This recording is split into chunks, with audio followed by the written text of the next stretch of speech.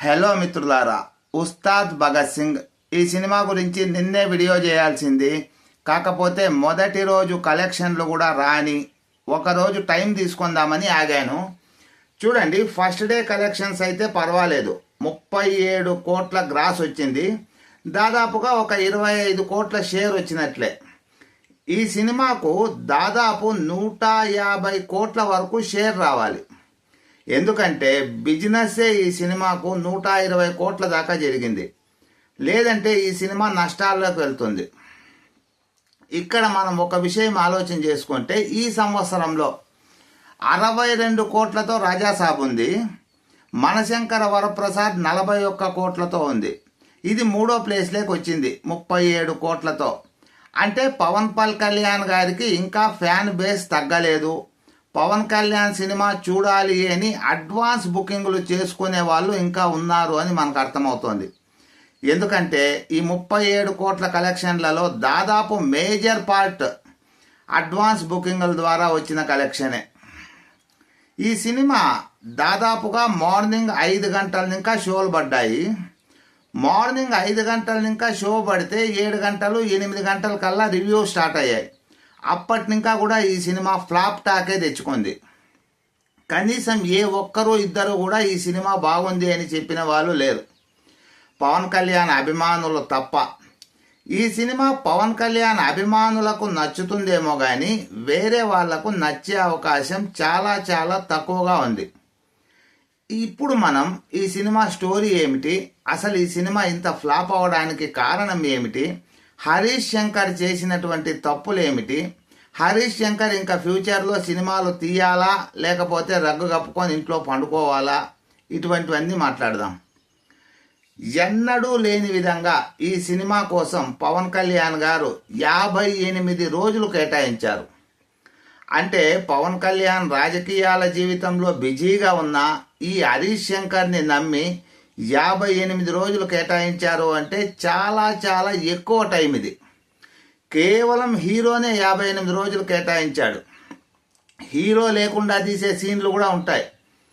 అవన్నీ పక్కన పెడితే హీరోనే 58 రోజులు కేటాయించాడు అంటే ఎంత అద్భుతంగా అయినా తీయవచ్చు సినిమా.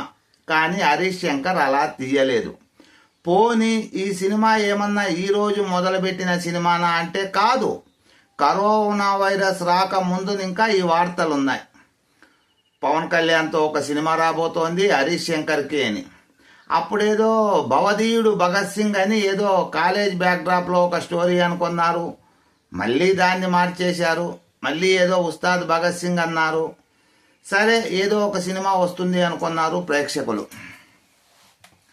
ముఖ్యంగా హరీష్ శంకర్ దగ్గర ఉన్నటువంటి ఒక పెద్ద టాలెంట్ ఏమిటి అంటే, ఆ సినిమాలోది ఒక సీను, ఈ సినిమాలోది ఒక సీను, ఇలా అన్ని సినిమాల్లో అవి ఒక్కొక్క సీన్ తీసుకొచ్చి పెడతాడు. వాటిని ఎడిట్ చేయడంలో మిస్ అయిపోయాడు. స్క్రీన్ ప్లే ఏ సీన్ తర్వాత ఏ సీన్ రావాలి అన్నది. గబ్బర్ సింగ్ కూడా చూసుకోండి, పూర్తి డబ్బింగ్ సినిమా అది, దాన్ని పక్కన పారేద్దాం. అందులో ఏం చేసింది ఏం లేదు. ఇంకా గద్దలకొండ గణేష్ కూడా ఇంకా పూర్తి అది తమిళ సినిమా డబ్బింగ్, దాన్ని కూడా ఏం చేసింది ఏం లేదు. ఈయన నేను కష్టపడి కథ రాసినాను అనేది దీనికే. ఈ మధ్య కాలంలో కథ విషయానికి వస్తే ఎక్కడ 1 పాయింట్ కూడాను ప్రేక్షకుల మనసులో నాటుకోదు, కన్ఫామ్గా చెప్పొచ్చు. పోనీ స్క్రీన్ ప్లే ఏమన్నా బాగా పెట్టాడా అంటే రొటీన్ అనాలా, లేకపోతే మనం ప్రతిరోజు చూసే సీన్సే అనాలా, ఎలా మాట్లాడుకున్నా అవే ఉన్నాయి. కనీసం ఈ హరీష్ శంకర్ లాంటి వాళ్ళు ఏదో ఒక జోనర్కి పరిమితమైతే కొంచెం మేలు, సినీ ఇండస్ట్రీ బాగుంటుంది, ఈ సినీ ఇండస్ట్రీలో నిర్మాతలు బాగుంటారు. లేదంటే ఈ హరీష్ శంకర్ లాంటి పనికిమాలిన చేతగాని వేస్ట్ దర్శకుల ద్వారా, బుర్రలో గుజ్జు లేని దర్శకుల ద్వారా సినీ ఇండస్ట్రీకి చాలా అంటే చాలా నష్టం ఉంది.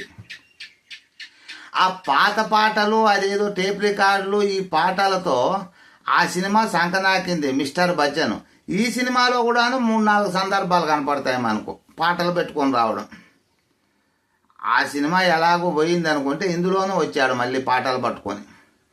పోనీ ఇంకేమైనా యాక్షన్ సీన్స్ ఏమన్నా బాగున్నాయా, మనకి రోమాలు నిక్కపొడుచుకునేలాగా ఉన్నాయా అంటే మంచి ఫైట్ సీన్ జరుగుతూ ఉంటుంది, మధ్యలో ఒక కామెడీ డైలాగు ఒక పంచ్ డైలాగు వస్తుంది. ఆ ఫైట్ సీన్ చూసే మూడు కూడా వెళ్ళిపోతుంది మనకు. పోనీ ఇంకా ఏమైనా లాజిక్లు ఉన్నాయా సినిమాలో అంటే అటువంటివి మనం ఆలోచించాల్సిన అవసరమే లేదు. లాజిక్ అనే పదానికి చాలా దూరంగా ఉన్నాడు.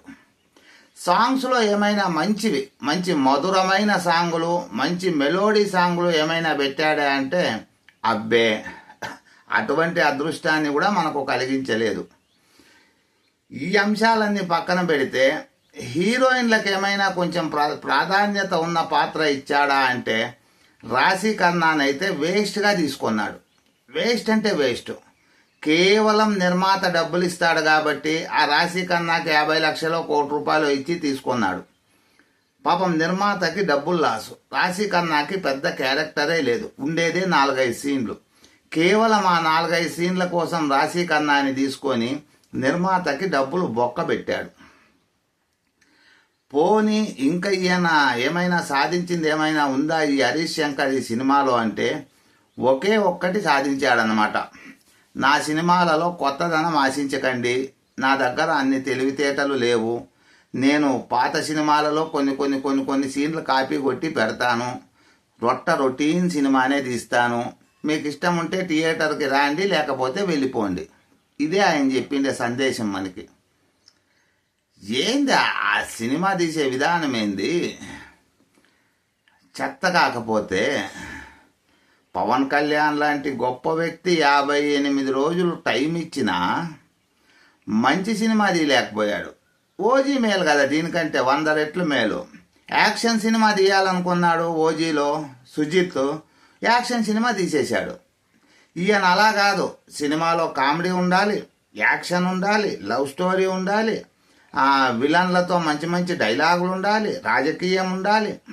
ఇన్ని ఆలోచన చేసి సినిమాలోకి దిగాడు, మొత్తం దొబ్బెట్టేశాడు. నాకు తెలిసి హరీష్ శంకర్ కామెడీ సినిమాలు తీసుకుంటే మేలు. సీను వేట్ల అని ఒక దర్శకుడు ఉండేవాడు, భయంకరమైన యాక్షన్ సినిమాలో కామెడీ పెట్టేవాడు. ఆయన పరిస్థితి ఇప్పుడు ఏమైందో మనందరికీ తెలుసు. ఆఖరి హిట్ దూకుడునే ఆయనకి. ఆగడు, యావరేజు, ఇంకా ఏదో అమర్ అక్బర్ యాంటో అని అట్టర్ ఫ్లాపు, ఈ మధ్య వచ్చిన విశ్వం బిలో యావరేజు, ఇలా చెప్పుకుంటూ పోతే ఆయన చరిత్ర చాలా ఉంది. సేమ్ ఈయన పరిస్థితి కూడా అంతే, హరీష్ శంకర్ పరిస్థితి కూడా. సీరియస్ సిచ్యువేషన్లో మనం ఏదో ఆ సిచ్యువేషన్ని చూద్దాము, ఆ సీరియస్ డైలాగులు ఏమన్నా పడతాయేమో అని మనం ఎదురు చూస్తూ ఉంటాము. కాకపోతే మనోడు ఒక కామెడీ డైలాగ్ వేస్తాడు, అబ్బే పేర్లేదే అనిపిస్తుంది. నేను చెప్పాను కదా ఇందాక మీకు, మెదడులో గుజ్జు లేని డైరెక్టర్లకు ఏమైపోతుంది అంటే వీళ్ళు ఏదో చేద్దాం అనుకుంటారు, వీళ్ళ దగ్గర అంత టాలెంట్ ఉండదు. వీళ్ళు ఏదో చేయాలి అనుకుంటే యూట్యూబ్లో షార్ట్ ఫిలింలు చేసుకుంటే మేలు, ఎందుకంటే పెద్దగా లాస్ ఉండదు. మెగాఫోన్ పట్టుకొని 100 కోట్ల పెట్టుబడి పెట్టించి నిర్మాతతో మేము ఏదో ప్రయోగం చేస్తాము అంటే ఎలా? ఇలాగే ఉంటుంది. మొత్తానికి మిత్రులారా, ఏ ఒక్క విషయంలోనూ హరీష్ శంకర్ విజయం సాధించలేదు. ఎంతో కొంత పవన్ కళ్యాణ్ యాక్టింగ్ బాగుంది, ఎంతో కొంత పవన్ కళ్యాణ్ కష్టపడి స్టెప్పులు వేశాడు. ఇప్పుడు కూడాను పవన్ కళ్యాణ్ ఫైట్స్ బాగానే చేశాడు. మనం ఏం చెప్పుకున్నా ఈ సినిమా కోసం పవన్ కళ్యాణ్ గురించి చెప్పాల్సిందే తప్పితే హరీష్ శంకర్ గురించి చెప్పడానికి ఏమీ లేదు. ఇప్పుడు మొదటి రోజు అడ్వాన్స్ బుకింగ్ల వల్ల అది పొద్దున్నే 5 గంటలకే షోలు కూడా పడ్డాయి కాబట్టి 37 కోట్ల కలెక్షన్లు వచ్చింది. చూసుకోండి, అంటే నెక్స్ట్ ఈరోజు 20వ తారీఖు ఒక 15 కోట్లకు పడిపోతుంది చూడండి కలెక్షన్. ఇంకా 21వ తారీఖు ఒక 5 కోట్లకు పడిపోతుంది. మొత్తానికి ఎలా తీసుకున్నా ఈ సినిమా ఒక 50 ఇంకా 60 కోట్ల వరకు షేర్ సాధించవచ్చేమో. ఇది హైయెస్ట్. ఇంకా ఎలా చూసుకున్నా డిస్ట్రిబ్యూటర్లకి, ఎగ్జిక్యూటర్లకి, నిర్మాతలకి ఎలా తీసుకున్నా ఈ సెక్షన్లో ఎవరికో ఒకరికి ఒక 50 ఇంకా 60 కోట్ల నష్టాన్ని అయితే మిగిలిస్తుంది. ఎందుకంటే అంత అద్భుతంగా తీశాడు. నేనేదో మీకు ఉద్దేశంగా చెప్తున్నానని కాదు, మీరు కలెక్షన్లు కావాలంటే చూసుకోండి. నిన్న 37 కోట్లు అంటే ఈరోజు వెంటనే రెండో రోజుకే 15 కోట్లకు పడిపోతుంది. ఇంకా తగ్గినా ఆశ్చర్యం లేదు. ఇంక రేపు కూడా అంతే, ఒక 5 కోట్లకు పడిపోయినా ఆశ్చర్యం లేదు. అంత పెద్ద కళాఖండం అన్నమాట ఈ సినిమా. నేను ముందు ఇంకా చెప్తున్నా, హరీష్ శంకర్కి టాలెంట్ లేదు, అతని దగ్గర కథ కాకరకాయ ఏముండదు. ఏదో ఆ సినిమాల్లో ఒక సీను, ఈ సినిమాల్లో ఒక సీను కాపీ కొడతాడు తప్పితే ఆయన దగ్గర ఏం టాలెంట్ లేదు అని అది నిజమని నిరూపించుకున్నాడు. ఇటువంటి డైరెక్టర్లు ఎందుకు మెగాఫోన్ పట్టుకుంటారో నాకు అర్థం కాదు. పోనీ ఈ ఎవరబ్బా సంపూర్ణేష్ బాబునో ఆ అల్లరి నరేషో ఇటువంటి వాళ్ళతో సినిమాలు తీసినా కొంత బాగుంటుంది, 5-10 కోట్లలో సినిమా అయిపోతుంది. వీళ్ళకి మళ్ళీ పెద్ద హీరోలే కావాలి.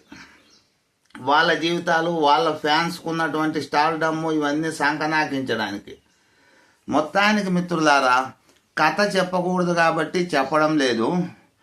కథ కనుక విన్నారు అంటే మీరు ఆశ్చర్యపోతారు. ఓహో, ఇటువంటి కథతో కూడా సినిమా తీయవచ్చా, అది పవన్ కళ్యాణ్ లాంటి గ్రేట్ హీరోతో చేయవచ్చా అని. అంత గొప్ప కళాఖండం లేండి. చూడండి మిత్రులారా, మీరు కూడా ఒకవేళ చూసేటట్టుంటే ఒకసారి వెళ్ళి సినిమాని చూడండి. మీ అభిప్రాయం ఏమిటి అన్నది కూడా కామెంట్ చేయండి.